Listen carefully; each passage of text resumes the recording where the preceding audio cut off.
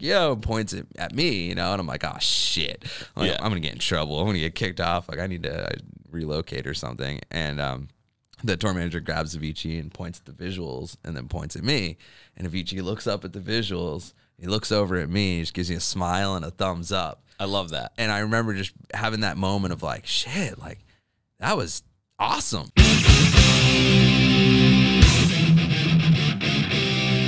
Wake it up, ladies and gentlemen. Welcome to the Marckie P Show. I got a big homie here. We go back a long time. Ocean Club days. Yeah. You are an absolute maniac. It's Jay Nightride. Whoop, whoop. Jay, you're your own sound Make effect. some noise. Yeah. Dude, thanks for being here, man. Yeah, thanks for having me, dude. Absolutely. We made it happen. Finally. Yeah. This has been in the works since the inception. You created the logo. Yeah. You and Nate. Yes. So it's been in the inception since then. Facts. Yeah. That's absolutely true. And now you're in town. Yes. A couple days. I managed to wrangle you with $10,000 in cash. You actually sent 3 men to my apartment. yeah. I was just van. like, legit. I had to literally bring security guards to your home. Yeah, like remove you. The master needs to see you. Yeah, legit. How's your year been, man? I haven't seen you in a long time. I know. Yeah, I haven't seen anyone in a long Yeah, that's time. also true. Pandemic life, but it's been good, man. I've been concentrating on health. A lot of health stuff. I've been walking. I have a dog, Shadow. I walk her a lot, so I just was like, you know what? I could take 1 or 2 routes this year. And I think that's what a lot of people do. Yeah. I can either like kind of, you know, dissolve in my own misery, or I can like find ways to be productive in life and change and you know, redirect all this energy. So yeah, I just started walking a shitload and was like, I don't want to be fat anymore. You just showed us a picture and you know, you're a little chub. Yeah, a little chub. You and Dylan Francis from like 2009. Yeah, for sure. I think, you're just like, man, if I just got off the couch sometimes, like you'd be surprised what happens. And after a year, I lost like 60 pounds. Well, you look good. Thanks, man. You look good. Thanks, dude. I did the opposite of what you did. Yeah. Which is crazy because people are like, wow, man, you losing weight. It's like, I actually just put on 30 pounds. Yeah. Thank you for noticing. It all went to your butt. Yeah, literally. I got a dump truck back here. Yeah, I see the chair struggling. The chair is literally, if you could hear it, it's like, help me, help me. Can't breathe. Yeah, I can't breathe. I'm suffocating in this chair. What else has been new over the course of the year, dude? Yeah, I've been working on music. I got a recording studio in my house. So I was like, I started tracking some stuff, just messing around. And then hopefully I'll get to release some of that this year, kind of just working on emo stuff. I love that. A lot of emo stuff, yeah. But also like mental health, physical health. I've been going to therapy. You're doing like adult things. I know, yeah. Well, it's like I always made excuses because I was on tour so much. I was like, oh, I'm on tour. I could be fat. I could be tired. I could be whatever the fuck I want to be. You know, I could be sad. Who cares? Sad boy season. Yeah, and then you have that time to yourself, and you're like, all right, well, I guess like it's not as fun when you have nowhere to go. You know, you're just sitting in it. Yeah. So I just I did a full 360 and just tried to be mentally healthy and kind of be a better person, and you know, kind of be a better version of myself by the end of the year. And I think I accomplished a lot of that. That's good, man. Yeah. It's the pandemic, I think, put a lot of things in perspective for people. Absolutely. You know, finances, health, friendships, family, relationships, yeah, everything. Man. Everything. Like, you know, they always say that you can't have a professional life and a personal life at the same time. It's just not possible. Yeah. And when you go into a pandemic and you lose both, yeah, you go, okay, well, it looks like I get to restart this thing. Yeah, a lot of people got to be like, so what is my existence? Yeah, like, what's my purpose and what do I want to do? Because now I think people just didn't have the time to do that. And I think it changed a lot of people for the better, because you have people who were in jobs they weren't happy with, but they were just dealing with it because it was too consistent. They couldn't change the pattern. This forced people to change their patterns. It was a strong force too. Yeah. Literally the light switch went out and everybody was just like, well, now I'm stuck home. Yeah, for sure. Like, I moved home for the first time. I mean, I moved out of my parents' house when I was 20. Yeah. Right? Get on my own. I was just like, I'm not paying rent to my parents, man. Like, I'll go pay rent somewhere else. Yeah. So I've really never lived home, right? So then this pandemic hits, and I'm like, well, can't live in Somerville anymore. Like, yeah, it's expensive. This isn't conducive to my financial situation. Yeah, for sure. So then I move home, right? Yeah. And it's like, you know, I have a great relationship with my parents, but over the course of the year, it's like, you know, you build these different bonds as like an older version of yourself than a drunken 21-year-old. Yeah. You know? For sure. Which is great. Yeah, that's at times more meaningful. Way more meaningful. Yeah. Especially later in life, you know? It's like, Father's Day was yesterday, so like now that the family's vaccinated, everybody's coming over to the house. We have a pool, Picard Beach. Oh yeah. So it's like nice to see my grandparents again after 14 months, and things like that. You just saw your family. Yeah, I did for the first time in like almost 2 years. Yeah. I was on tour, and then I planned a trip home right after COVID started, and then I tested positive for 3 days, and then tested negative. And I missed my flight in that process because you had to test negative to fly back then. Right. So, yeah, I missed him for a year, and then I missed him for another year after COVID kind of got extended. And, yeah, this past week I've gotten to see everybody pretty much. Yeah. Dope. Yeah, I was watching your story. It looked like you were having some fun. Yeah. Like you said, I think the time's more meaningful in living. I live in San Diego, and my family's in Boston, so we're pretty far from each other as it is. It's just 8,000 miles, no worries. Yeah, exactly. It's a long walk, Yeah, it's a long walk. So, yeah, I mean, video chat helped and doing that kind of stuff, but I think all that sort of started to fade out as everyone kind of got tired of Zooming. You can only do so much. Yeah. There's nothing to update people on because it's the same fucking day. Legit. For a year. Legit. It felt like the same day for a full year. And now we're all breathing again. Yeah. Feels good. No, I was saying, hey, the masks fucked up my whole aesthetic. Oh, yeah. It used to put a dent in my beard. Like, I would have to come in here and be like, damn, dude, does my beard really have this giant dent in it? No one was more sad than Apple, though. Yeah. Like, all this face recognition and stuff. They're like, nope, can't unlock your phone for shit. Yeah. My phone still doesn't unlock from the face, but that's because I have a broken screen, which I always have. So better than having a broken face. Yeah, I guess you're right. I guess you're right. So you're a man of being on the road with Steve Aoki, and he makes bets. Yeah, he does. He likes to bet. That's facts. And there was a dude over the weekend who lost his fantasy football bet, had to live inside of a Waffle House for 24 hours. Okay. He could only leave if he needed to charge his phone or puke because he was eating too many waffles, and every waffle he ate took an hour off of his 24-hour cycle. Okay. How many waffles could you eat, and how long would you survive in a Waffle House? I feel like it doesn't sound like that hard of a challenge. I think the hardest part would be not eating too many waffles out of like enjoyment of waffles. Like, how many waffles am I allowed to eat? You know, you're thinking of it the wrong way. It's not a challenge the reverse direction. It's more like, cool, how many waffles can I eat before they stop me? You're just gonna can I stay? Full-fledged waffle. I'll live there, man. I'll put up a cot in the kitchen. I'll make myself waffles every day. Just live in there. You have a variety. You get some cinnamon waffles. You get some banana waffles. True. Like, fuck me up on the waffles. Yeah, you would just be diabetic at that point. Yeah, I mean, what, 9 hours? So I could eat 9 waffles? I don't think I'd throw up. Yeah, but then you have like the rest of the 24 hours. But he went in at like 4 o'clock in the afternoon, so he was peak drunk people. Oh, yeah. You know what I mean? Yeah, 24 hours. I mean, 24 waffles would be easy. You would crush 24 waffles in 24 hours. Yeah, I could do a waffle an hour. We might have to make that happen. I might have to like get a camera and follow you around for a day and just make you eat waffles. I think the every problem hour. is that you still need the full 24 hours because I would need breaks in between. So I would definitely just sleep at the Waffle House. Yeah, he did. It would be fine. Wild. What's the biggest bet that you've made with Steve? Oh my God. And won or even lost, whichever you prefer. Yeah, I mean, I won a pair of his pants. Which sounds ridiculous. Did you give them the tops so they could make playing cards? You know, I thought, oh my God, I should have dedicated. I could like give it to the Hard Rock. Like, it's kind of crazy to think about, right? Yeah. Because he makes these pants for his clothing Dimmock clothing label that are called One of Ones, which are just like hand painted versions of his pants, and he'll go wear them at a show. And then he takes them off, and he like takes the sweaty pants and like tosses them somewhere. I'm sure they make them all nice and smell good, and then they just like they sell them for like $1,000.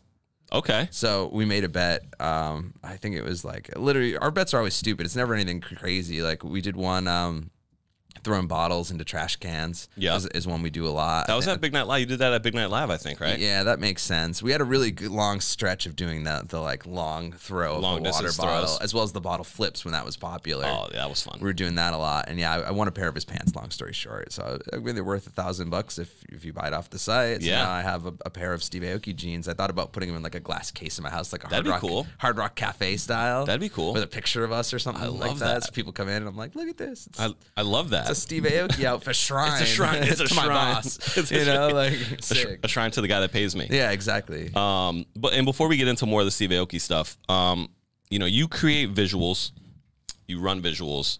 How did you get your start in the music industry? Well, I remember leaving high school and I was like, I wanted to be in the NBA. That was the fact that you laugh breaks my heart. No, I'm just kidding. I mean, I guess you're obviously I'm not going to be in the fucking NBA. What are you, like 5'7"? Yeah, 5'10", but it's okay. Still too short. No, I'm just too short and too unathletic. But I think, for the longest time, I was like, man, I played in middle school. I got to high school, and they take that shit seriously. Yeah. They're like, you got to be working out 2 hours, 3 hours a day. And I was like, oh, I got to work out now? Like middle school, they don't make you work out. Like, oh, you got to get in the gym. I'm like, oh, shit. Damn it. So I'm doing that, and I'm doing the sprints, and I'm like dying. I'm coughing. I'm out of shape. And I was like, man, like, there's got to be something else I could do to, like, to not have to do this, right? So I picked up a guitar. Started playing. Was like, all right, cool. Like, people still think I'm cool. I don't have to be, like, on the basketball team to be cool. Yeah. This is way easier. Girls love guys that play guitars. You don't even need to be good. You just need to put it in your lap. You just have to have a guitar. You just have to have one, you know? At my new apartment, I'm just going to buy a guitar and just stick it in the corner. And when people come over, they're going to be like, dude, do you play? I'm just going to be like, no, I don't. Be like, yes, but I'm shy. Yeah. I have stage fright. I shred. Yeah. Just start playing like something in the background and just fake strum the whole time. It's always Stairway to Heaven. Yeah, it's literally. You just have some other guy playing in the bedroom, like behind a sheet, just like in the curtain. I love that. But yeah, so anyway, I went to college for music. It was like this is the only thing I could imagine myself doing and actually getting through the years. My mother always said, like, you got to go to college. You just got to do it. No one in the family does it. You got to do it. I'm like, all right. So I went and did it. I got the bachelor's degree in music. I was going to teach music. That was what I planned to do because I figured I'd have my summers off, my weekends off. I liked having my nights to stay up late. I wanted to keep that vibe going. And it would seem to be the good mix of being able to do something I like and also, be able to make money. Not a lot of money because teachers don't get paid a shitload, but teachers are very underpaid. Yeah, and I was in a band. I was playing music. I was playing guitar and singing. We were making albums, and I think we went from doing that to running lights for my band. It was like, we should have a good live show. I've always been interested in production. I want a good live show for the band. So I programmed all these lights, and I was then I went through a big breakup, and I was single for the first time ever. I had a 7-year relationship from 18 to 24. Yeah, and I got out of that and was like, what do I do? Like, what do I do as a single guy? So like, I think single guys go to clubs. I should find a club to go to. So I'm looking on Facebook, and this Throde thing pops up, and there was like a dubstep party at the Middle East downstairs, Tuesday nights. And I was like, man, Tuesday nights sound awesome. That sounds like a awesome fun time to me. So I went and I listened to dubstep for the first time, electronic music in general. I mean, I heard Skrillex and was like, this is fucking hard. Like, this is metal. Like, and I was in a screamo band. So I was like, metal, emo, screamo. It felt like the scene was there, even though it was electronic. So it felt like an easy transition for me. I went to the guy who was running it, E-Mars, was like, hey, man, if I bring my lights that I use in my band here, can I get in for free? And he was like, even better, I'll pay you $60 gas money. I was like, sick. Perfect. So now I'm getting paid to be at a place I already wanted to be, drinking for free. They let me go on stage to run lights, so I got to get that performer kind of vibe. Right. And there was a guy running visuals next to me, Gels, and he ran visuals for a while. And one day he looked at me and said, hey, man, I'm moving to California. You want to take over the visual job? I was like, I don't know how to do that. He was like, I'll give you all the tips you need. So he sends me a list of gear. I start getting on the forums. I start researching, and I start with this little projector that I brought there that I bought for like $200 and put it on a screen. And we were putting like weird stuff on the screen, just funny stuff, like messing around. Porn. Well, yeah. I mean, sometimes, right? It was like definitely one of those kind of parties, like sweaty, half naked. And yeah, I took over his gig, and that was kind of the start of it. And then I started hitting up all the nightclubs nearby and was like, hey, I can do this thing. This is a skill I have. Do you have a need for it? And all the clubs were like, nah. Yeah, that was early, man. That was super early, right? Yeah, 2011. The only club in Boston that had a screen was Royale, and they kind of had their thing going on their own. They didn't need anybody, so everyone was like, nah, we don't need it. Yeah, the start of dance music is so weird because of like things like that. They're like, nah, we don't need visuals. Like, what are visuals? It's dance music. We're just here. We got lights. We got lights. We're fine. We got haze. Yeah. Life is well. Yeah. But as dance music progresses into what it is now, visuals are just that a lot of times is the show. Yeah. Right. Because some artists will hide behind their visuals. I mean, so let's be real. Some DJs and performers in general, and I mentioned stage fright earlier, still don't really like to be on stage. It's still anxiety driven.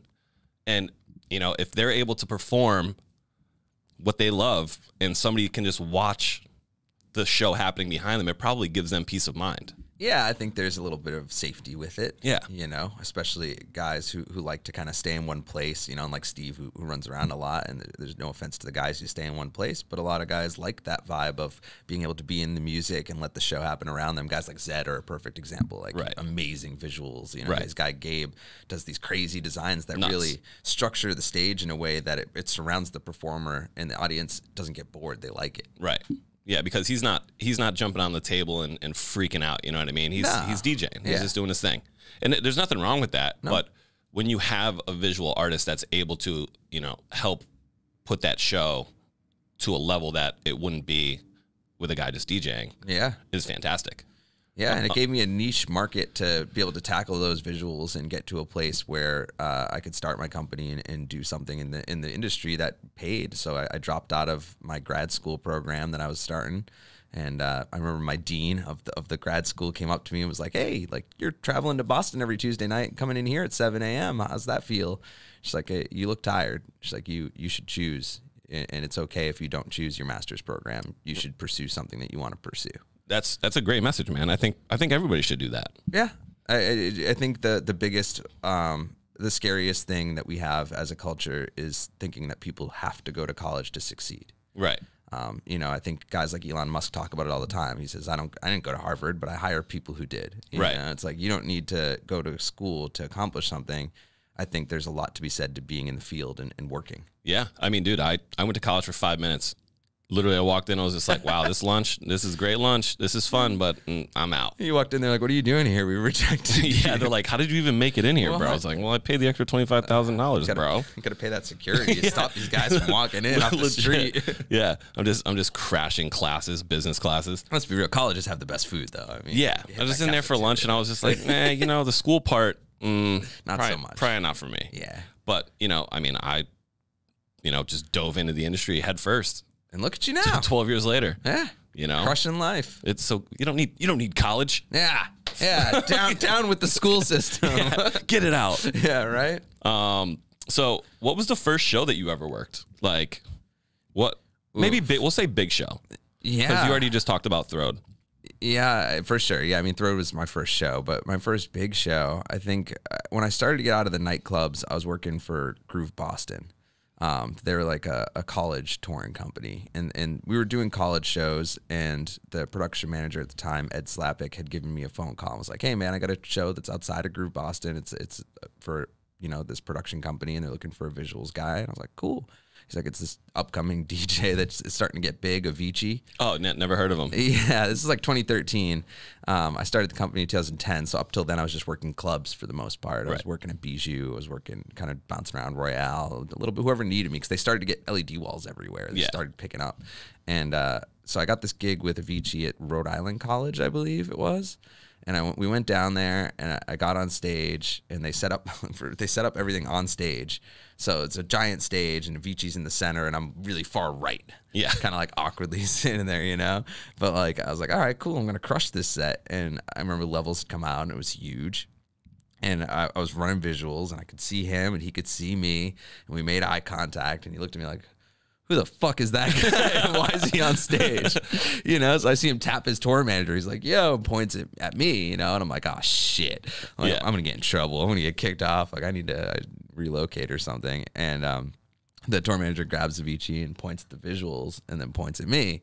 And Avicii looks up at the visuals. He looks over at me. He just gives me a smile and a thumbs up. I love that. And I remember just having that moment of like, shit, like, that was awesome. Yeah. Like that feeling was awesome to just be like, that is some art that I'm helping create in this moment. You know, even if I didn't make the visual, it's the performance of it, you know, being able to be a part of the show and be accepted by an artist.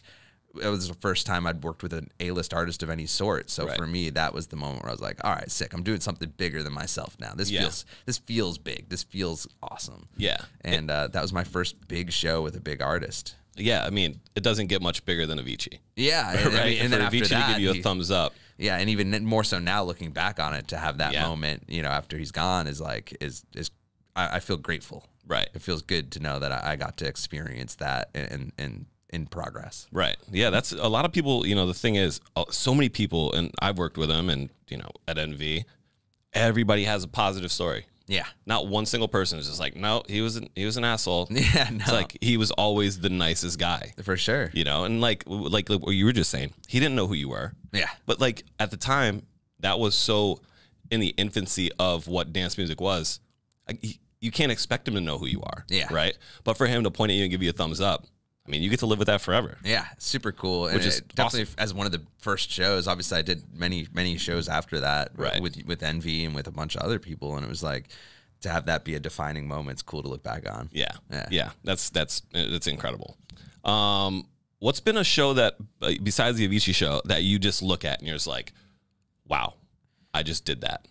Yeah, I mean, Tomorrowland, you know? Wow. Steve Aoki, Tomorrowland. So Tomorrowland has this thing, right? So on the main stage, they don't allow VJs to come perform visuals because the whole set pieces are custom designed. The visuals are very set to the theme of Tomorrowland. The company Prismax that runs it, like they're very specific on how they do things. You know what I mean? And that's totally cool because I respect that it has to create this feeling and this mood and right. It has a show. They're telling a story. Now Steve had his own stage at Tomorrowland, Dimmock, for his record label where he played. So that year I got to run visuals at Tomorrowland, which is just something that not a lot of VJs can say because you're not allowed to do it on the main stage. So the fact that I got to do a side stage, and I remember sitting there doing it and being like, wow, like this is something I couldn't have even imagined, you know, that was now 7 years prior. I was like, 7 years ago. Right. Just a kid in my basement pressing buttons. Yeah. You know? Trying to figure shit out. Yeah. So that was a memorable one for me for sure. That's awesome, man. Yeah. So you've been with touring with Steve for 6 years now. It'll Almost be 6 years. At the end of this year, it'll be 6. That travel schedule is it's legendary. Yeah. There's no such thing as bad routing. No. Like no. One day, or it's all bad. It's either all bad or it's all good. There's never been the routing for Steve Aoki is just unreal. And the fact that he's a healthy guy. He maintains himself super, super well. Yeah. So the routing probably doesn't affect him one bit. But one day he'll do a show in Texas, and then like 4 hours later they're like, we're going to Dubai. Yeah. And then 4 hours after that they're like, we're going to Iceland. You're like, what happened? Yeah. Did somebody mess this up somehow? Yeah, right. For real. Yeah, we get a lot of those bounce arounds. I remember we did Spain, Vegas, Spain. Like probably in 3 hours of one another. Yeah, it was like we played Barcelona and then we had to get back to do a Vegas residency and then we had to play Ibiza like later. Yeah, that's just it's like a 24-hour thing. It's crazy. Yeah. It's crazy. Like, do you sleep? What's the vibe? I mean, the motto is I'll sleep when I'm dead, right? Right? You know, we do sleep. It's just we nap. We nap hard. Yeah. We don't sleep a lot in the hotels that we get. It's usually only a few hours kind of vibe before we have to get back. But a lot of naps on planes. All of us are pretty good at sleeping on planes. Your body gets used to it. You know, It starts to say, okay, cool. When I'm sitting down in this plane seat, that is sleep time. Right. So now even when I'm not tired, like I could sleep 8 hours and I'll get on the plane, I'll sleep another 4 just because my body's like, cool, you're in a plane seat. Yeah. Like, that means you have to sleep. That's like home. Yeah. That's crazy. Yeah. And you'd think I'd perfected it, but I haven't. I don't have like a pillow or anything. Like I haven't figured out, like I just sucked it up. 6 years later, my man's using his backpack as a pillow. Yeah, legit. But yeah, so we just nap as much as we can. And some nights we get good sleep. It just depends on what the routing is for sure. How many miles do you have through airlines? 6 figures in all of them. It's just crazy to me. And Steve, I've spent most of them now, but we gain 6 figures in miles every year for sure. Isn't Steve the most traveled DJ in the world, like miles wise? Yeah, and I think he probably still is. Yeah, I think just crazy land. Yeah, the first couple of years I accomplished 110 countries. And 110. Yeah, I went through 3 passports. How many countries? How many countries are there?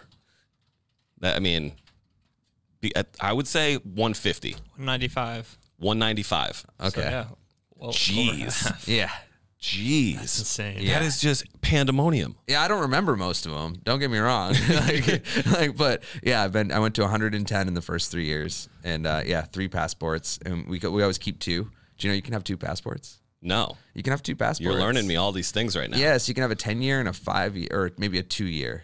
I think it's a 10-year and a 2-year, or maybe 5. I don't know, whatever. But you get the second passport so that when you have to get a visa and you're still traveling somewhere, you could still travel. So it's like if I have to ship it to California to get a visa stamp for China, but I have to be in Australia, I could still go to Australia with one passport while the other one gets shipped out. That's wild. Yeah. That's wild. Yes. The art of traveling. You learn shit like that. And then, like, it's funny because someone was on the plane last week and it was their first flight ever. And they were definitely, like, in their 40s, 50s. They were asking a lot of questions, like, oh, how do I, make the seat go back? And can I hook up my phone? What's that thing? It's like, oh, it's a power port. You should plug stuff into it. Yeah. Like, it's still a regular. Like, it's not life, bro. Yeah, like, you're not in a new world. But, it's like, wow, like, to think that, I go on over 300 flights a year and this person's never been on one. It's like crazy. That's wild. What has been your favorite countries to travel to, work in? And what are some that have given you like the most, like not like trouble, but like the most technical trouble? Yeah, I mean, I think, wow, that's a loaded question. So I'll hit you all quick. Ready? Iceland's my favorite place to be because we had 5 days off there. So I think for me, it's all about experiences, less about location. Okay. So we had a lot of good experiences in Iceland. We took snowmobiles across a glacier. We searched for waterfalls at 4 a.m. I mean, That's sick. Yeah, we found an abandoned plane that we took pictures at. Like, it was an insane trip. That's nuts. Curacao is another one of my favorite places to go. It's an island in the Caribbean. Okay. I've been 8 times. I have friends there. It's absolutely amazing. It's like Aruba, but without the tourists. So that's good. You get like beaches That's good. to yourself, essentially. Yeah. And then, I mean, challenges wise, I think the 2 most difficult places were China and Malta. Yeah. China's difficult because there's a language barrier, and even the translators sometimes aren't very good at switching between, Mandarin and English. Right. So it's hard to communicate. And also, if we have one translator, they'll stay with Steve a lot of the time. So for me, I'll be like trying to figure out these setups with somebody who can't understand me and I can't understand them. And we're trying to like hand signal everything. Right.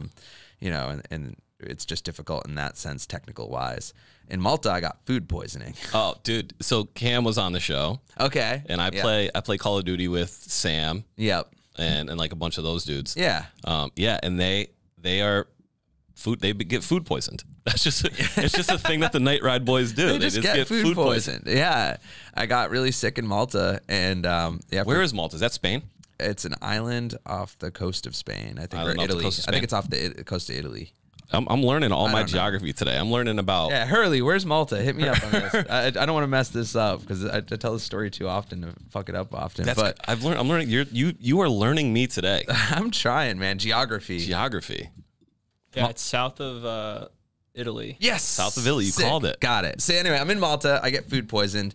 For 2 days, I'm sick. I remember going to the show. I remember being in my hotel bed. I got sick. I was throwing up the whole plane ride from Malta to wherever we were going next. I don't even remember. And in a bag, I gave to the pilot at the end, like really gross stuff. That's yeah, bad. Our videographer's filming the whole thing. I'm like sweating, coming out of the bathroom, like double holing it. Wish I had a bathtub to just die in for a few days, but it was fine. And I had to go to the show because obviously, if I don't go, the show doesn't happen for visuals. And obviously, they would have let me take the night off, but I was like, no, I'm gonna do it, but I'm going to need a bucket. Play like a champion. Yeah. So, so they send me an IV. A doctor comes in, they give me an IV to try to get my fluids going. I go to the show with a bucket. And of course, it's not one of those shows where I'm like hiding in a closet in the back of the crowd. I am right next to Steve in the DJ booth. Oh, God. And I am so sick. And like pyro's going off and I'm already sweating. I got the bucket next to me, man. And so anyway, long story short, they filmed that and they put it into a YouTube thing for Steve in like as like a sequence with like music, boom, ba-dum, ba-dum. While I'm like sick walking around. And we go to Vegas like months later and a fan sees me in the crowd as I'm walking to the booth and grabs me and is like, hey, I know you. And I'm like, oh, like, how? Like, what's up? And she's like, you work for Steve, right? I was like, yeah, I do. She's like, you're the guy who got sick and puked on the jet. I was like, oh, sick. That's sucks. how the fans know me. Awesome. I'm that guy. I'm the guy who puked on the jet. I'm the guy who puked on the jet. Yeah, not who runs the visual. No, it doesn't matter. You don't do anything else except That's puke on my the jet. only job. That's your only job. You get paid the big bucks to yak on a jet. Yeah. Shout out Malta for their mushroom risotto. Was it a mushroom risotto? Oh man, I couldn't eat that shit for months after that. I don't like mushrooms anyway, so I would have been safe. Yeah, I would have been safe. What goes into creating visuals for certain artists like Steve? You guys just did the 2 friends, Yep. I believe, right? Yeah.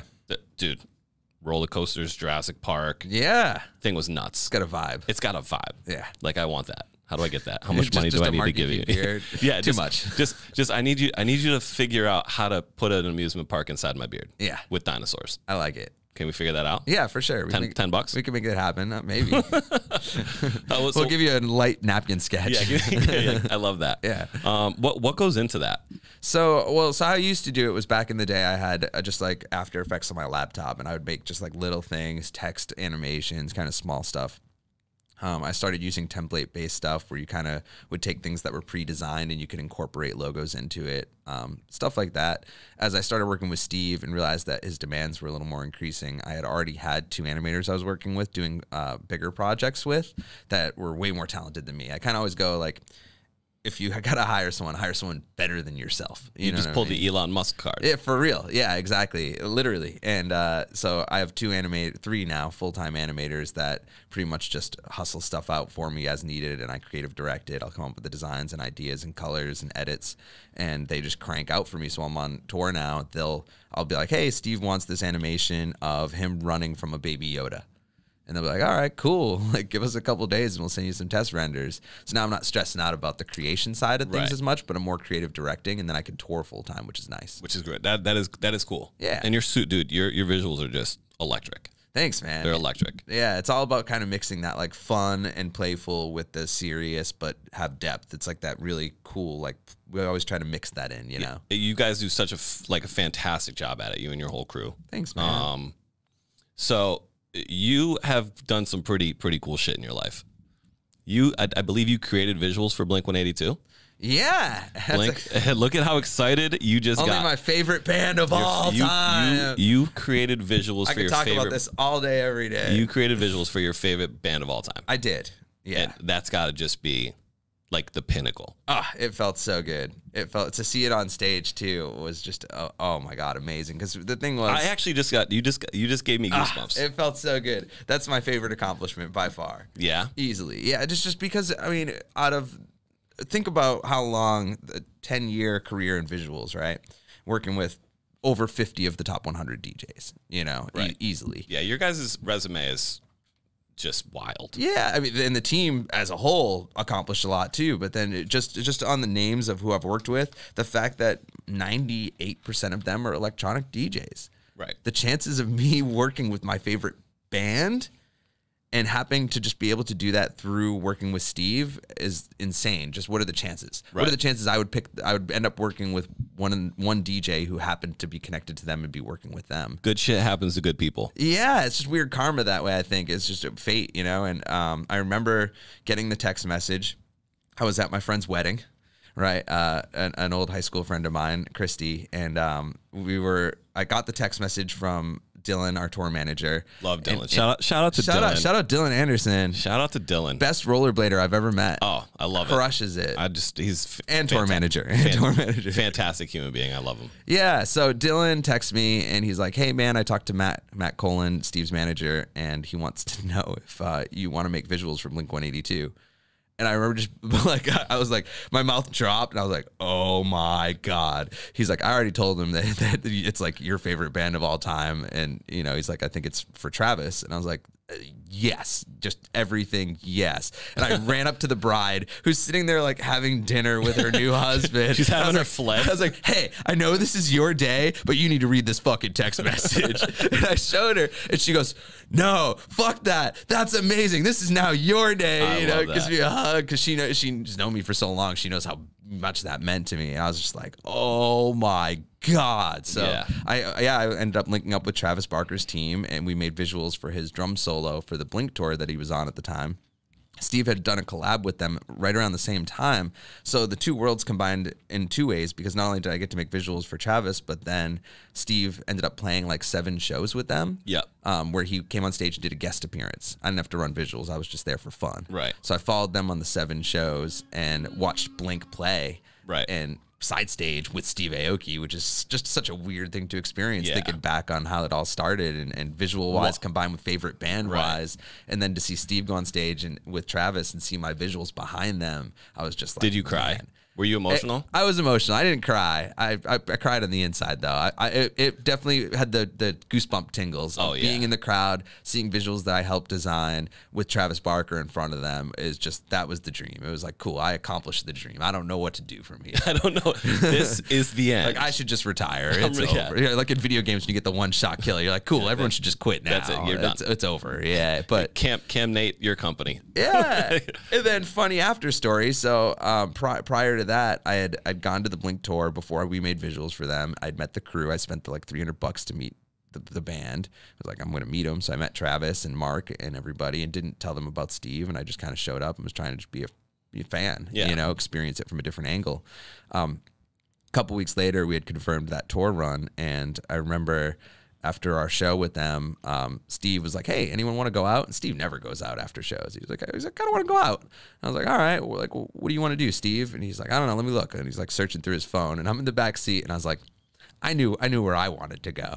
I was like, Steve, your homie Travis has this like after party thing at a club. If you want to go out, like that would be cool, maybe. Trying to like sneak it in. Yeah. He's like, oh, let me text him. He's like, so he's texting Steve Aoki's phone book. Yeah, right. He's texted Travis and lines it up, and it's just me, Steve, and his assistant at the time, Martin, and I think that was it. But we go to this club, and they bring security out the back for us, and the security guards like create like space for us to walk through the club, like a wall. I love that. Yeah, so Steve's running in front of me, I'm behind him. I'm thinking we're gonna go sit at a VIP table and watch Travis do something, DJ or whatever he was doing. Yeah. He was just making an appearance, I found out. But so we're going through the crowd. I can't see anything. And I just get thrown into a VIP table. Like everyone kind of scoots through and does the round. The thing. Yep. So I get thrown out. I'm like, whoa, crazy. And I look up, and Travis is where you are. That's sick. And I was like, oh, shit. Oh, we're at the table. Like, I could play it cool in 99% of celebrity experiences because I don't care. Yeah. But this is just such a childhood thing for me that it was like the nostalgia and everything. I was like, oh, my God, I'm sitting across from fucking Travis Barker. Right. And then I look around, and, Neil from A Day to Remember is at the table. One of the dudes from All Time Low was there. It's like very pop punk table going on. And I'm such an emo pop punk head that I was like, I was creaming my pants for real. and then full 6 to midnight the second you get in. Yeah, like, so swing. Steve grabs Travis, and he's like, yo, guess what? And Travis like, what? He goes, my visuals guy paid $400 to meet you like 2 weeks ago. And now he's sitting at a table with you. My man threw you under the bus. Oh, so hard, man. So hard. And Travis like, oh, really? No shit. And he just gives me a dap, and I'm just like, where am I? Imagine if he gave you your $400 back right there. He just pulls a wad out and is like, here, you can have this back. Oh, my God. Yeah, right now he was like, yeah, it's going to be 400 more, buddy. Yeah. Get the fuck off my table. I need you to pay me. You paying for this bottle? Yeah, exactly. But no, he was super nice, and it was a really cool experience for sure. So you've met Tom DeLonge as well, I believe, right? Yeah. So you're part of his university, the Alien World, To the Stars Academy. Yeah, To the Stars Academy. Yeah. So Tom DeLonge, I want to just make this perfectly clear. Years ago, people said Tom DeLonge was out of his fucking mind. Facts. People were like, he is crazy. He quit music to go chase this something in the sky that doesn't exist. He's a weirdo. Yeah. He was right about 90% of the things he said. For real. Legit. Yeah. Tom DeLonge is a fucking genius. Yeah. I mean, I don't know if this pays. I don't know what this pays, but I'm sure he doesn't need the money. And he's following the love of what aliens and UFOs and all that stuff. Yeah. Guys, dude, way before his time. Oh, insane. Yeah. Way before his time. Elon Musk of aliens. The Elon Musk of aliens. Yeah. That's sure. Yeah. How is that? What is that like? Meeting him, and you're an alien guy. Yeah, and a Blink guy. So it's a Blink guy, so it's like two things in one. Yeah, I mean, that was another weird dream scenario. And it's weird because Tom's not in Blink 182 right now. He's exploring aliens, and he hasn't been in Blink for a while. So when we were doing all that Blink stuff we were talking about, Tom wasn't there. So I hadn't met him. And we had this weird situation where his daughter was a big Steve Aoki fan. We were in San Diego. Who's not a Steve Aoki fan at this point? Right, for real. And we were living in I was living in San Diego. We were playing in San Diego at Kabu Festival. So I was right down the street from my house. I knew Tom lived in San Diego. He lives in Encinitas or someplace up north, San Diego. And because I'm creepy like that. And yeah, so I'm a creep. Yeah, but To the Stars is based there. I invested in the company like $5,000 or something into UFO exploration, and so I know a little bit about it. But yeah, so his daughter comes to the show, and I thought I was gonna meet him, and I didn't get to meet him the first time. And his daughter came with his at the time wife, and we met them, and it was cool. Still, I was like, oh, this is fucking Tom's wife and daughter, sick, right? And they left, and then we did Kabu again, or another San Diego festival, not Kabu, and he showed up to that one with his daughter, and kind of no warning situation. So I'm kind of sitting in the green room trailer, and it's me, our photographer Caesar, and just Steve hanging out. And Tom just like kind of barrels in. Hey man, yeah, for real. And the dude is tall. He's he? like 6'10", something like that. It's a like giant. He's probably 6'5", but he's tall. So he's chasing his people. Yeah, his head's already up there. He's looking for his lost family. Yeah, so he shows up and he's like, shakes all our hands, and his daughter's super stoked, and she sees us again, and he sits down and he just starts talking about aliens. I love it. Because Steve asked some questions. Steve's very curious about that kind of stuff, and so Tom dives in and he's telling us everything. I mean, he's like, he's giving us the like, hey, don't talk about this, but let me tell you a few things. And me and Steve are sitting there on the same couch, and Tom's sitting across from us, and I'm just like, I'm silent. Your I'm like, brain is melting. Yeah, my mind is like, what is happening? Am I dreaming right now? Like, I could ask so many questions, but it's Steve and Tom's moment, so I was happy to be in the room, fly on the wall, So they're talking. And he's telling us about how he's working with all these government guys, from ex-military, ex-defense departments, and how he's seeing these videos that are now being released. I mean, we see them now. Back then, it was still secret, but now a lot of it's come out. To the Stars has released a lot of that information, been at the forefront of it. And, it was really impressive. And then I was really happy because at the end of him talking about it all, before we went to go do the show, we shook his hand, and Caesar, our photographer, kind of snuck in and was like, hey, let me get a picture of you guys. Legend. Like, sick, because I'll never ask. Yeah.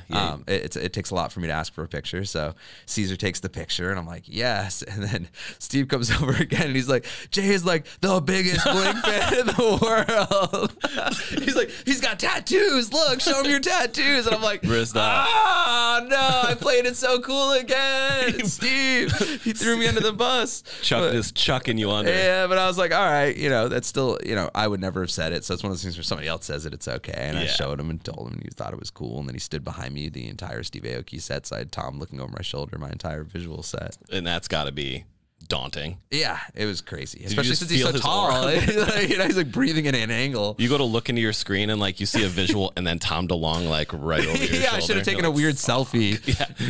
It's like Tom hates my show. It's just him sad behind me. Just sad boy season. That's all, dude. You have such an incredible story, man. Like we could, like I said, we could go all day. We could have this show go for literally 4 days straight. Yeah, maybe we'll just do a 24-hour Waffle House stream. Ooh, I like that. That would get a lot of views. Hurley. How many waffles can you eat, bud? No idea. Hurley's like, you got the actual waffles at Waffle House, don't they take up like the entire plate? Yeah, they're massive. Yeah. Hurley's like, my body's a temple, dude. I can have one. I mean, it takes a lot to keep this figure going, Yeah, for sure. Hurley DJs, drinks water, and literally only does ab workouts. Oh, perfect. That's it. He does one of those like standing up sit-ups where like he spins. I got a shake weight in one hand and I'm DJing in the other. The entire time. Yeah, the shake weight. Just, pantomime the shake weight, everyone. Right? Yeah.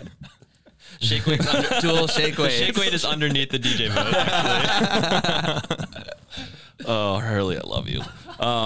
So we're at the part in the show called the Susan segment, where my friend Susan sends me questions throughout the course of the week. Yes. And we answer them here today.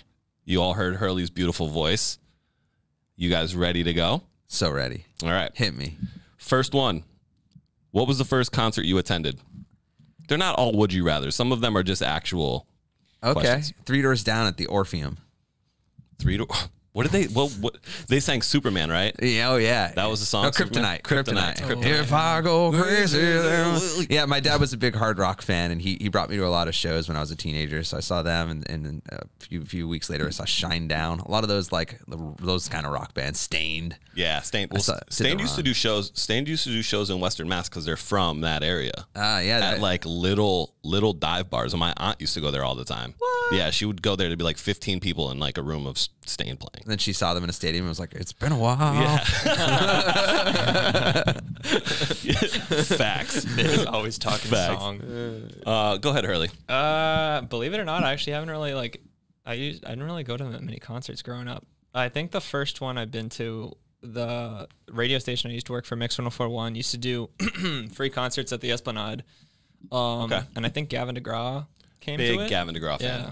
I like Gavin DeGraw. Yeah. It was pretty dope. He's talented. nice Jay's like, who the fuck is Gavin DeGraw? Gavin DeGraw. This ain't punk. This ain't punk pop, bro. Yeah, no. I'm sure he's handsome. The exact Yeah, he's handsome. Sounds handsome. Yeah, Gavin DeGraw. I like that. I wish I could see Gavin DeGraw. He's super talented. Mine was Boys to Men.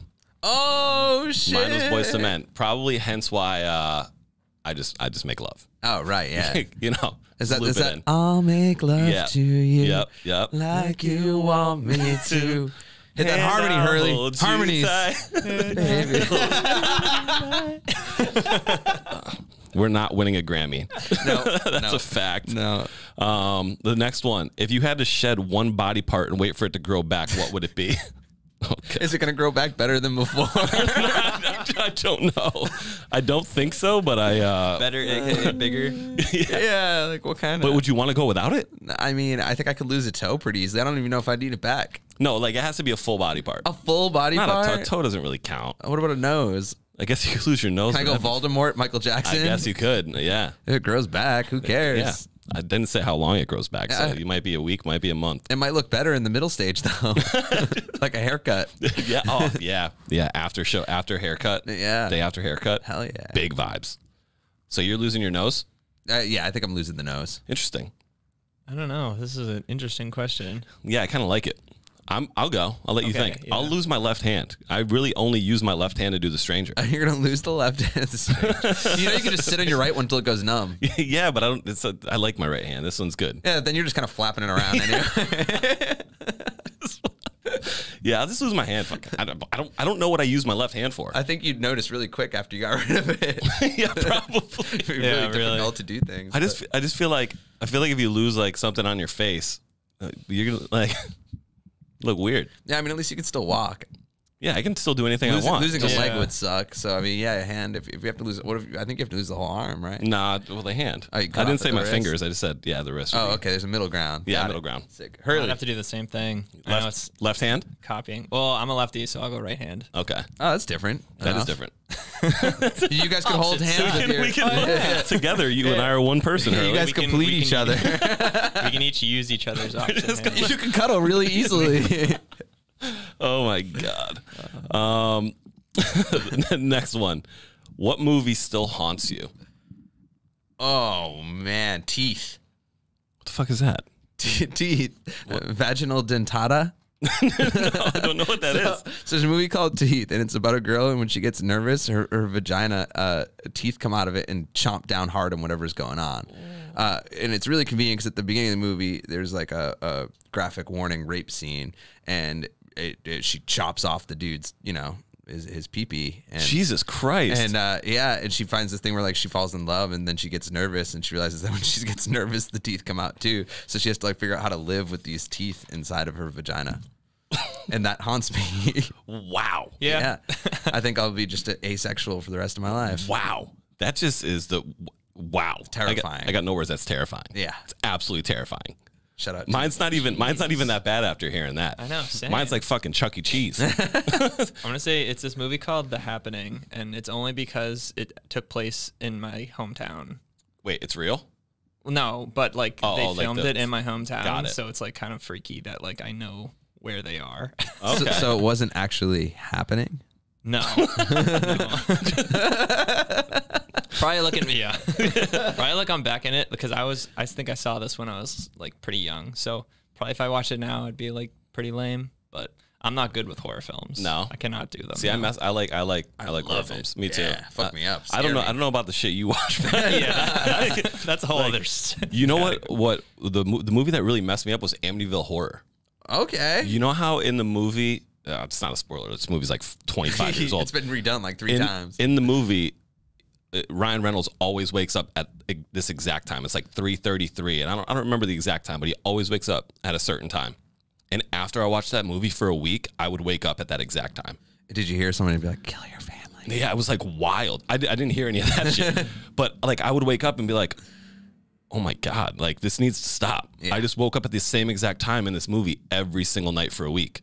Wow. Until I decided to stay up past that time. I mean, that's, So I that's didn't literally wake- haunting wow. you. It was there. I was Yeah. like, this is strange. Jeez. Like you just wake up to get a water and you look at the time and it was the time from the movie. I'd be like, oh boy. But if time is a construct that doesn't matter based on your location, can't you just unplug the clock and you never know what time it was? Yeah, little did you know your clock ran out of batteries and was just stuck. Just scared shitless because I forgot to change the goddamn You wake up, energizer. you're like, God damn, it never changes. It's always 3:33. Jeez, you guys ruined me. I sound like a giant vagina. With teeth. With teeth. Second to last.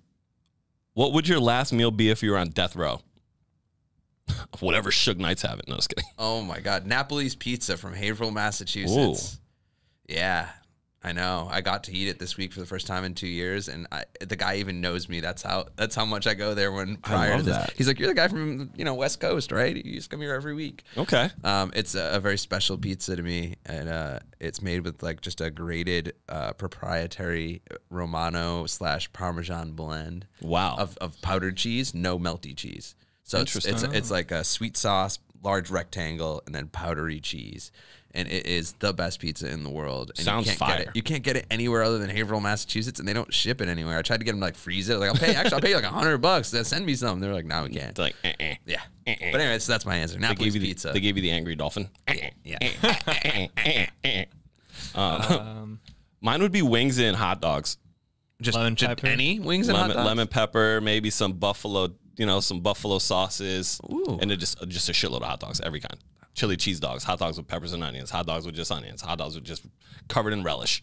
What kind of hot dog do you buy, like at home? Natural casing, Okay. like You're a cam guy? like a Cam, cam. Yeah. Yeah. Yeah. Yeah. I think last taste I'd want in my mouth is like a steak. I think nothing specific. I know.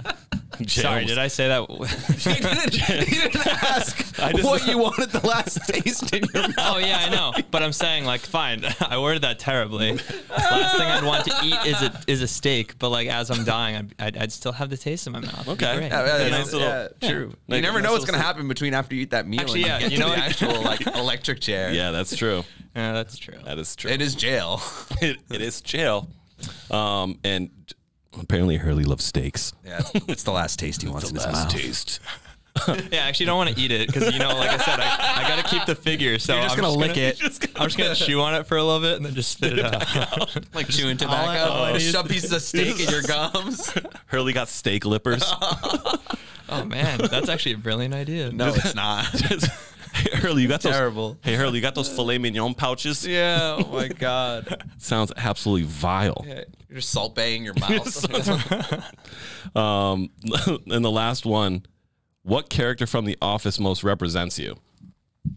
I can't answer this one, so this one's up to you guys. Because if I'm being honest, I've never watched The Office. Wow. Have you watched Parks and Rec? No. Oh, well, Parks Yeah, and I'm Rec just is a not better cultured. version of The Office. So Ooh, that might piss if some you people start off. there, you might transition better. It's fine. It's. I don't think it's debatable. Okay. Yeah, a lot of people say that. I think It's I'm just fine. right. A lot of people I think say I'm that. just right about it. Okay. I guess I'd be. Oh,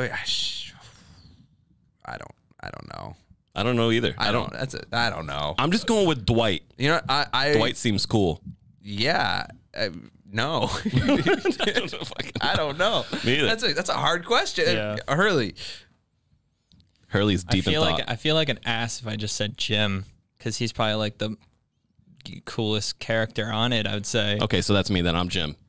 I mean, Jim's like a hopeless romantic. Me too. Well, not by the end. Yeah. Yeah. Yeah. I mean, I guess I'd go with Jim too. I think I'm just fucking hopeless. Mike, you can be Kevin. What does that mean? What does that mean? He's just like the doofy Oh, one. Kevin's like the bald fat guy. All right, fine, because I'm just hopelessly not romantic. I'll just be Kevin, the doofy guy. I think I'm more like a Nick from New Girl kind of guy. Like I gotta switch TV shows completely. I gotta get out of the office. He's I'm like, not. I'm Chris Pratt in Jurassic Park, man. Fuck your question. Yeah. I'm just chasing down Velociraptors. Oh my god, yeah, dude, tackling dinosaurs all day. That's it. But we've reached the end of the show, Jay. Thank you for being here, man. Thank you, man. Thank you for having me. Shout out where people can find you. Shout out all your things, your projects. Shout out Marckie your P. projects. Yeah. Shout out Marckie P. Shout out Nightride Visuals at Nightride at Nightride Visuals. That's all I got, man. What else you got? You got anything else? At Steve Aoki. Shout out to Hurley. Steve needs more followers too. Get him up to like 15 mil or something. Hey, Hit up Steve Aoki. Get me to 1,500, Jay. Yeah. Oh yeah. Shout out Marckie P. Shout out Hurley. Hey, we're shouting everybody out. Shout out every Big Night. Shout out the whole squad. The whole squad. Thanks for being here, dude. Thank you, man. All right, everybody. Till next week. Like, Peace. subscribe, Like it. Do our thing. Do it. The button's over there. Hit the bell notification. Marckie P underwear coming soon. Ooh. Whoa. That one's out the bag. Peace. Peace.